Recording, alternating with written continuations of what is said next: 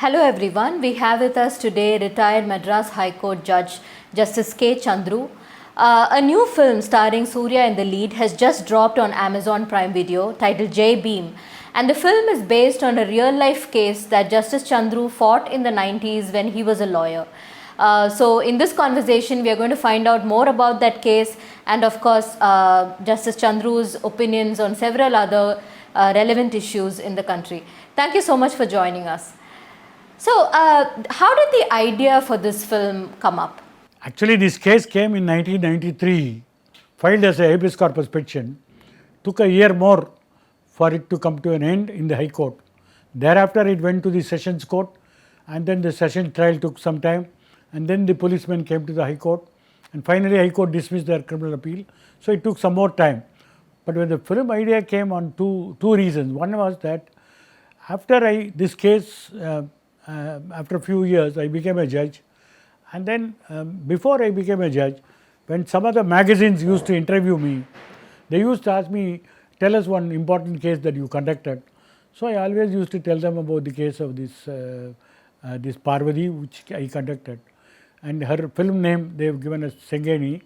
And in that case, when I had mentioned two crucial things: that you have tribal women to fight up to the High Court and to establish her right is one significant factor. Secondly, during that process, they underwent to untold miseries, including a temptation of accepting a bribe, which they refused. These two things really struck me as one of the important points. And deeper into that, I realized that these people are more nomadic, have no place and no stake in the village. And main reason for them to be attacked or singled out or being treated differently is there no stake in the village, and therefore their right to reside and get all civic rights, very important issue. Therefore I used to mention this, but nobody went beyond that, reading that my experience. But later, after my retirement, when I started going with director Gnanavel, once we went to this very same area, namely Neyveli, where I was telling him about this case and also showed the place where these incidents took place, everything. So he was little interested. Therefore, we started discussing more details about this case, and Gnanavel wanted documentation of this case. So we collected the documents of trial court, high court, orders, and then he started recording my own experience stage by stage. And then when this was over, he really thought this could be made into a film in a sense, more transformed into a screenplay. Then he started working on that. It was realized that mere documenting a case is not going to help a film audience. Therefore, we should have some a broader canvas. So it is that way the lives of Irulas and their own struggle to make a living, and their being dealt with by the cops, by the police, is also important. And then there was some organization of the Irulas was coming up. Professor Kalyani, who was a retired government professor, who was working for them. He also started working for this organization. So there were few incidents of this organization bringing out their atrocities. So Gnanavel expanded the canvas, that it is not one Skengeni, there have been hundreds of people who have been affected, and that they are trying to establish their right more for their civic rights, and their organization was in their forefront. Therefore, he wanted to bring all this for a larger purpose. So, therefore, once he thought this screenplay will work, then he started approaching people for production, and fortunately 2D Entertainment stepped in, and more fortunately Surya agreed to act like the protagonist lawyer, and these are the two major milestones, and that's how the movie started getting produced. But the corona pandemic really stopped many of this progress. So last 2 years was a hectic for them to arrange the shooting during the pandemic, and also putting the set and choosing the actors, and so it was real gruel work for the director. And Surya, despite all his other commitments, was willing to devote substantial time for this film, and that's how the film came. According to the film, this was a case that no lawyer wanted to take up at that point. What made you say yes? I don't think it's a case of lawyer's refusal, because she come from a taluk town and the availability of lawyers are very few and far. Secondly, nobody had a clue about what happened to the man who was missing, that Sengeni's husband Raja Kannu. So in a case where nobody is available, then where to go? So it was almost a clueless effort. So it is in that sense she was going from pillar to post, and then some people, some youth front workers told her there is a lawyer coming to address teachers in Neyveli, we will go see him. So it was a chance meeting. I was in Neyveli addressing the teachers. After my meeting, I was waiting for my bus to go to Chennai. At that time, the youth front volunteer brought this girl and his daughter, and she told me suddenly my husband is missing and nobody is giving any responsible answer. Then I was rushing for my bus, because that's the only bus to get back to Chennai. So I gave my visiting card. I told the lady, please come to Chennai, we'll discuss elaborately, come on a holiday. She came on a Saturday weekend, and then we discussed, and then I realized the only material that she has was that her husband is missing, and last he was found in the police station. So it is in that circumstances normally what we do is to file a petition for habeas corpus. That is what I prepared and filed. So when Parvati, or the Sengeni, the film name, when she approached, we had no material for anything. The only information we had was her husband missing, last seen in a police station, and we prepared a very bare habeas corpus petition, making the local inspector and the DSP as parties, and the case was filed. And it was a chance meeting, and I do file such cases. Therefore, my accepting, I have been doing such work even earlier, and therefore it was not any different stance for her. But her approaching me was purely accident. So this film is far more realistic than the average courtroom drama that we see in Tamil cinema. How involved were you in the script writing, and what sort of inputs did you give to the team? Normally, the films, especially in Tamil, normally stop with the trial court, mostly the subordinate courts, and then the scenes are all completely controlled by the film director and the script writers, who may not have exposed to the court. In this case, for a change, it was about the High Court, and the High Court never allows anybody to shoot a film. Therefore, we got to recreate the High Court court hall and the external facade of the High Court, and that was done beautifully by the settings were prepared at a great expense. But what was important was that when a person who works in a court joins with the script makers, then it becomes more realistic, the dialogue, everything. Normal film, in order to add some flavor, there used to be shouting, counter shouting, and judge used to be made most of the time some clown. But here it's a serious business. Nobody shouts in court, and especially in the higher courts, and the moment you misbehave, they may throw you out. Therefore, it has to have a protagonist who is very subdued submission and a very different court atmosphere, and it has to bring back what kind of a litigation goes on in the High Court. It is in that sense, it was a different make, and they didn't want to show off some heroic outbursts by two individuals, rather than bring back the actual case that went on. So some of the dialogue, some of the exchanges were actually done in the court, and they were all recalled and given to the film director. Are there any cinematic liberties or departures that the film's team have taken? Naturally, any film, especially a commercial banner, cannot be a documentary. So it could start with somebody accepting a brief, filing a case. So it has to have some filmatic sequence and events. So there were some juxtaposition of back and forth, and some scenes were added, some scenes were omitted. But the film basically stick to the original case details. But some of the unwanted detail, or it will make more tedious and make the hero look very heroic, all that has been removed by the director. He has his own creative right to make change. But there were some changes which were required, and it's unnecessary to discuss the details of that. But what is important was the main message has to be communicated to the audience. Though these flavors are added, the main message was a lawyer protagonist meeting a hapless tribal woman and trying to seek justice in court, and he comes across several obstacles, not only lack of information, lack of resource, but also in the form of the state defense. And finally, the case, when it does not go beyond a point, he also starts investigating. So it is in that sense, it's not a mere protagonist in court, but it's also seeking for truth in other means. So a lawyer becomes an investigator and collects more information, brings it to the court. It is in that sense some flavors have been added.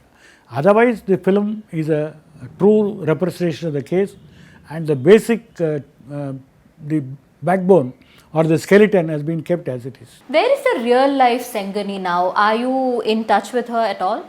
The original tribal woman for whom I filed the case, she still lives in her village, because the court ordered that she should be given a house site in the same village.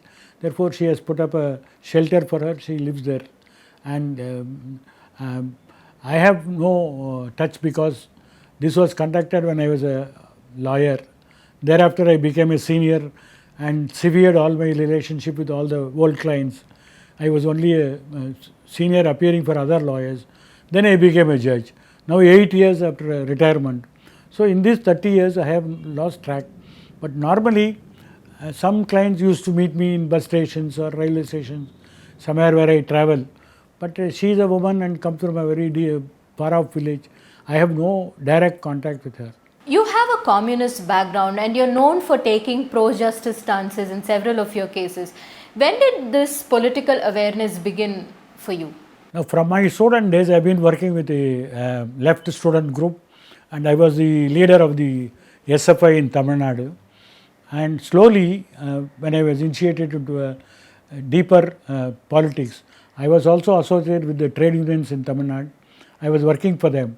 But what made me to change to a leftist position from school, where you have no politics?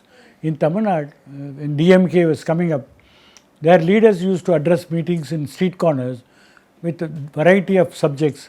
So we were initiated into politics from our student days, and anti-Hindi agitation was the turning point, where some of us were directly participated in street fights, street agitations. But after some time, very serious politics like the leftist politics attracted me more for two reasons. One was the Vietnam War, where there was huge demonstrations of the students all over the world, and we were also leading such demonstrations in Chennai. Secondly was Keelwadmani, where 44 scheduled caste people were burned to death, and the government was just turning the other way around. This shocked our conscience. So we thought we'll have to work for the oppressed people, and therefore from then onwards, when I was a law student, thereafter I was a lawyer, I had worked only for the ordinary downtrodden people who are affected in the system, and therefore it was a continuous thing. There is nothing like starting at suddenly at some point. It has been there right from my student days, and therefore when I started practicing, I worked in a firm where we appear for such cases all through, and when I started my independent practice also, the same thing continued. So custodial violence is well documented in our country, yet whenever there are cases of encounters, we find the public glorifying and celebrating these. This also comes from the fact that the public does not seem to have sufficient faith in the justice system.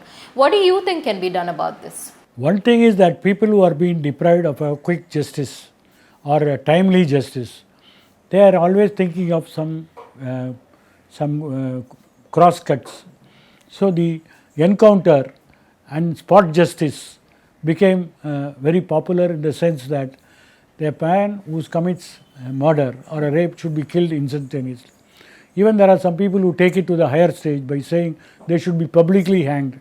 It is not ordinary people. Even a Rajasthan High Court judge ordered for a public hanging in Jaipur of a dowry victim.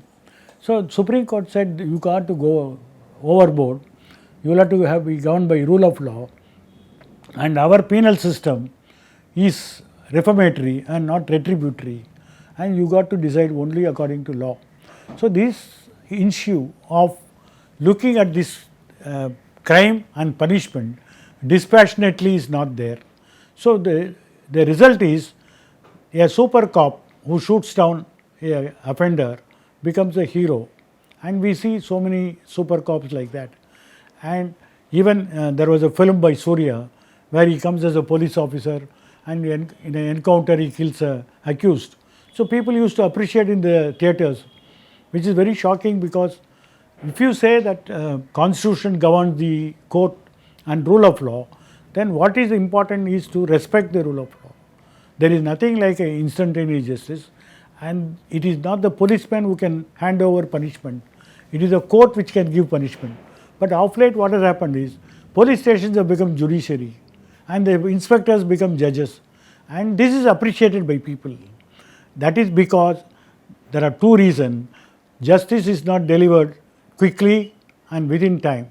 Number two, that people find quick answers to questions. That's very wrong, because in a country which is governed by rule of law, a man's right has to be taken away by procedure established by law, and any penalty of imprisonment can be given only by judiciary, not by policemen.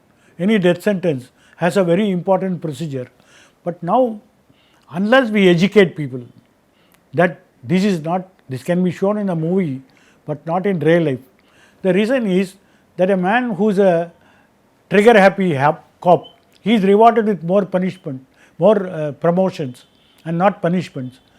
And therefore when the National Human Rights Commission says that encounter is a defense in an offense, and only in a trial this could be given as a defense, and therefore people who are involved in encounter has to be charge sheeted for murder, and in that trial they can establish it was done for private defense. And this directive has never been implemented at all. We find on the other way around, such cops, even you saw in Hyderabad, the cops were brought in a possession, people were distributing sweets, and he immediately overnight became popular.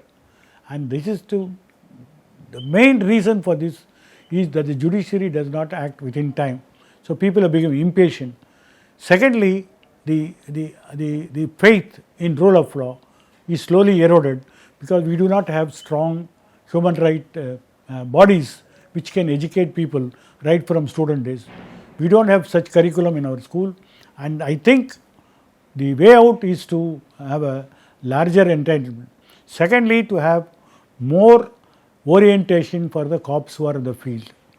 Maybe in the academy at Hyderabad, police IPS officers may be given lectures on these issues, but down below, the cops do not get any such training.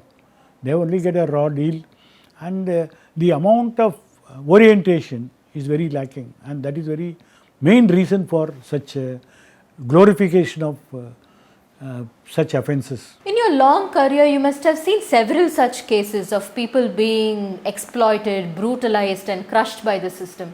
How do you retain your faith in the justice system? Does it not make you cynical at some level? See, if you understand the system, there is nothing to be cynical about it, because a cynical attitude never produces any result. In fact, it is only an infantile disorder. So you should not think of cross-cut methods or quick fix solutions in these matters. So when we are doing law, we theoretically learn these matters. Only when you practice as a lawyer, you have a practical experience. Your practice also brings you the lesson that everything is not pre-ordered. It's not a pre-cooked meal. The meal has to be prepared from raw items that will go into it. In that process, there may be a good meal, there may be a bad meal. The results may differ from court to court, judge's attitude. I would also very proudly say, before 1990s, Madras High Court never had a judge like P.S. Misra. He came from Bihar, Patna. People always say it's a backward places, but such a backward place threw up a very good judge, because first time when he took charge in the 1990, he was responsible for bringing a new jurisprudence that the police will have to be kept under check.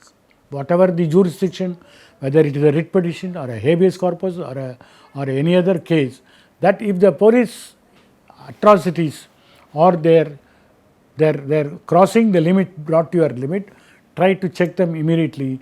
Use all your might, use all your scholarship. So, for the first time, when there was a rape incident followed by a killing in what is called Chidambaram Padmini case, he was the one who ordered an inquiry by a SP level officer, Latika Sharan.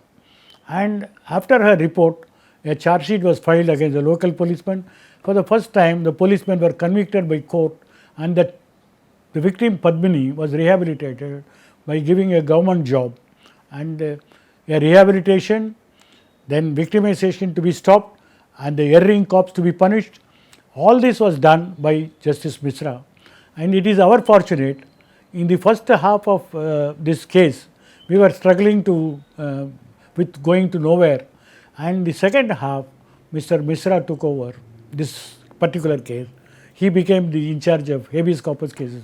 So when it went to him, we were happy because he will see the reason. So when I asked him that this girl's husband missing, and now after great deal of effort we brought two of the nephews to the court.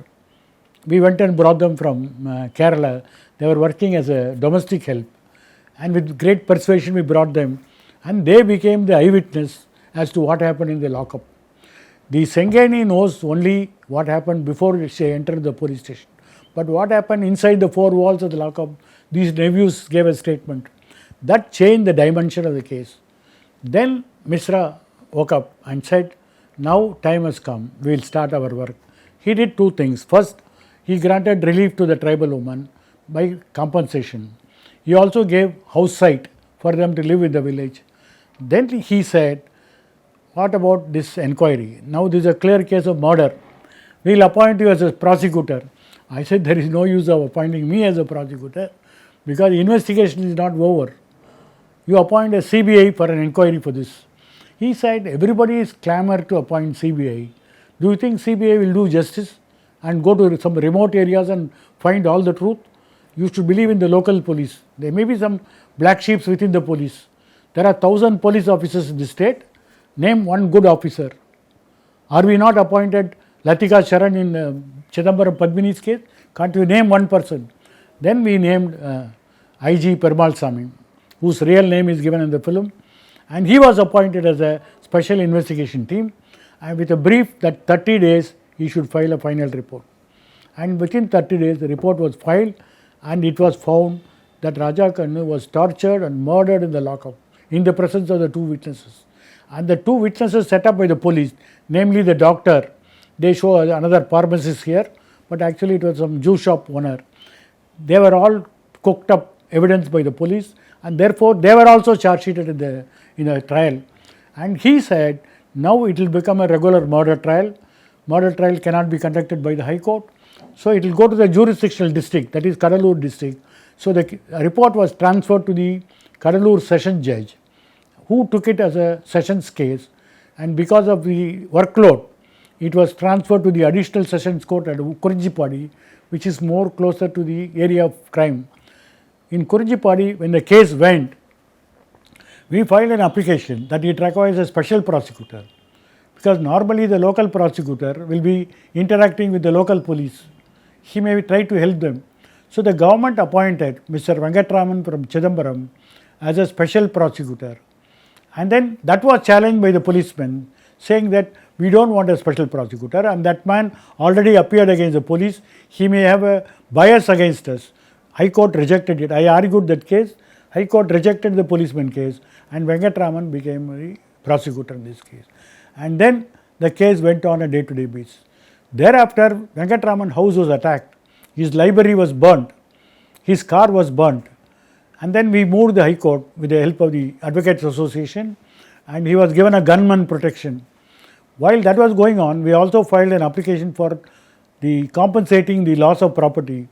Later, after I became a judge, that case came, and another PK Misra from Orissa, he granted compensation to Venkatraman's loss of property. So the case went on a different directions. Even during the trial, the same policeman tried to bribe this lady with 1 lakh rupees compensation. She refused. It is very remarkable for a woman who earns less than 100 rupees to reject some 1,000 times compensation. And she was not said, go to my lawyer. And those policemen came to my office to bribe me. And they gave me a suitcase full of cash. I said nothing to do. I throw them out.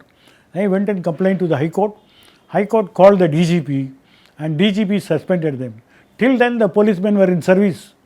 And then the suspension was not because of the murder. Suspension was for the improper conduct of approaching the other side lawyer. They were suspended. So there are so many other sub stories, but the movie doesn't carry all this because of the lack of time, and also it may build a lot of heroism on the protagonist. Therefore, some of them were omitted to show that is a very modest and very mild stories. And it was a something remarkable that we had a judge like Mishra. And during his term, I know in the very same district, what is originally known as Sautarka district, there were 4 women cases. All 4 women belonged to the downtrodden communities. Chidambaram Padmini, a rape case and a murder. Then Kamapuram Parvati, again a murder in the lockup. Then we had Attiyur Vijaya, which is again a rape case by Pondicherry police. Then the 4th case was a Rita Mary case, who was just sold as a brothel and raped by the jail officials. There IG Tilakavati was appointed as the inquiry officer. In all these cases, the policemen were all sent to jail thanks to the High Court intervention and a proactive role by the court. What do you feel about Surya's portrayal of the real life Chandru? How close to reality was his depiction? Now, normally when a man who is alive and whose work is shown as a film, the director used to do enough research and interacting with people close to you. Of course, Gnanavel had several interactions, and even Surya also had several dialogues with me. But what is more important is some of the questions that you may ask personally, I may not answer. So Gnanavelu had the idea of contacting my contemporary friends, my wife Bharati, and got more details than what I would have shared with him, and then try to inject such of those ideas into the movie, like the beard and the mush of the lawyer and the long hair and the barrister's striped pants and many other issues that he brought in to make it as a real life Chandru. What is more important is that I was a big agitator for the lawyer's cause, and I had led number of agitations. But at the same time, at a different point of time, I felt these court boycotts deny people their access to the court, and therefore we should not have any authority to close the court. So I used to attend whenever there is an important case, I used to attend. So how does a lawyer protest? A normal person, when they protest, they put a black badge. When a lawyer protests or mounts, they wear a white band. So you will see the Surya wearing a white band, which means he is under protest. Then he was shouting slogans along with the lawyers for several demands. Then there was a tribal case which is coming to the court. So should he be in the protest or should he be in the court? It was a dilemma. He overcomes the dilemma by jumping over the barricades and goes and attend court. The lawyers are cursing him, and that was not something unnatural. Lawyers curse me when I attend court, when they are in strike. But I openly told them that the courts are meant for litigants, not for lawyers. Lawyers are only agents of the client, and therefore I did attend courts for several human rights violations. When the lawyers are in protest, when the lawyers are in pickets, I had gone to court and got bad name from lawyers. It doesn't mean when you do a larger work, you get bouquets from everybody. You will also get brickbats, and we did get, and that is what is shown, that the same protagonist at some point of time jumps away. That jumping the barricade is an index or symbolically shown that my own metamorphosis in these issues. It is not mere agitation. As a trained lawyer, you get relief to the people, and court has to be opened. You can't close the court and get relief.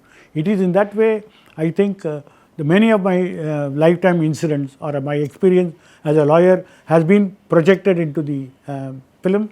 In fact, in one of the scenes, some children are playing. I don't think children are allowed to play in court, and especially in the higher court, the staff will be very strict and they'll throw you out, and even lawyers cannot shout. They'll have to speak in a subdued way. So when these children came, some people asked me, is it true the children are allowed to play. I said it may not be true in a larger sense, but it depends. For example, when I became a judge, when I was conducting the family disputes of child custody or adoption cases, number of women used to come with their children, and I used to allow them to play in my court. I used to give them some play toys. I used to give them some chocolates. So Gnanavelu was he was very courteous that he doesn't want this to go out of scene. So he added in this film. So in that way, it may not be realistic of 1993 of a senior judge's court, but he wanted to say the court can also be a play area for a child. It can be child friendly. So there are some other things were added as a flavor, but mainly to show my character. So when the court hall was recreated, it was the same as the third court hall in the High Court, one of the biggest court hall in the High Court, which was originally a Chief Justice court hall. But when they recreated with great expenditure, they saw minute details to be observed.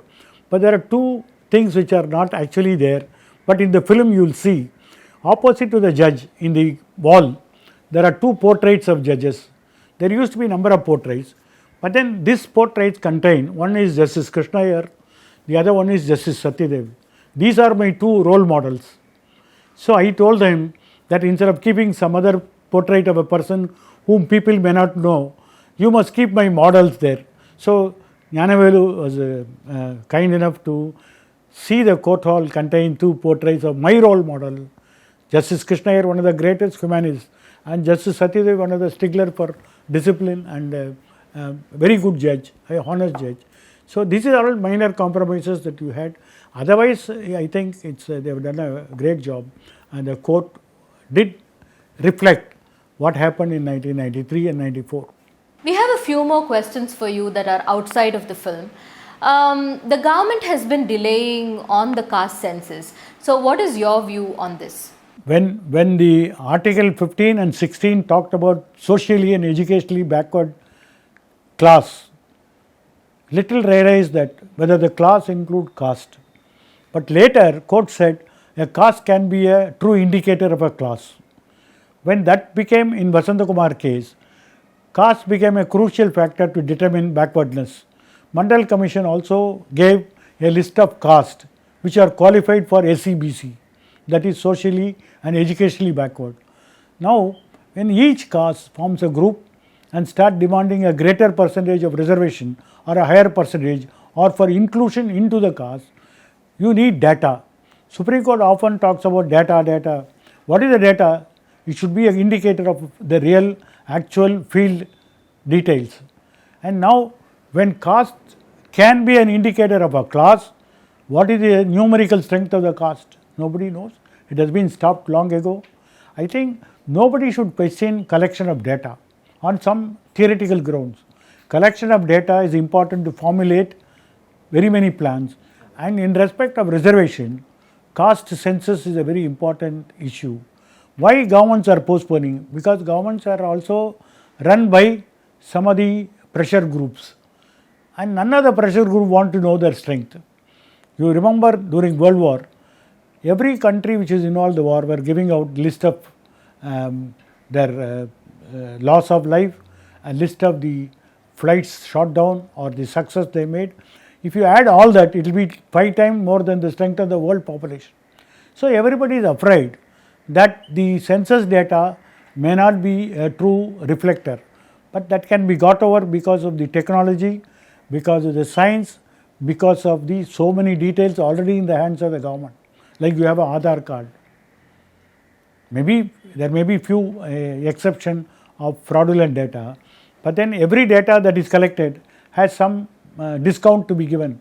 But I strongly feel that when caste become a factor which is not ignored in a matter of a social census, caste census must go on, and government cannot put roadblocks on that. The sedition law is yet to be scrapped, though several people have called it an antiquated law. Where do you stand on this? You must know we are still governed by 1860 Penal Code, drafted by Macaulay. Within few days, staying in Uttagamandalam in Tamil Nadu, he drafted a penal law because the British India never found there was a codified penal law in the pre-colonial days. when they drafted, this sedition was not there.